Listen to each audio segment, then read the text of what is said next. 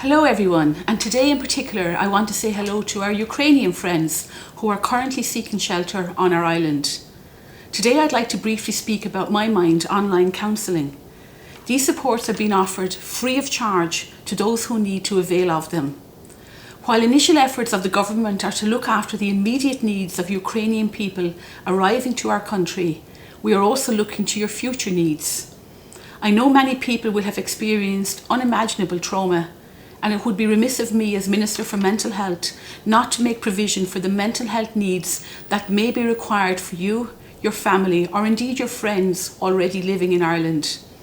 I have requested My Mind to extend talking therapy sessions not only to those who have suffered the trauma of the war personally, but to those based in Ireland suffering worry and anxiety. These sessions can be delivered in Ukrainian and are also available in Russian and English, in an effort to reach as many people as possible. If you want to reach out to the available services, please don't hesitate and visit mymind.org. Thank you very much.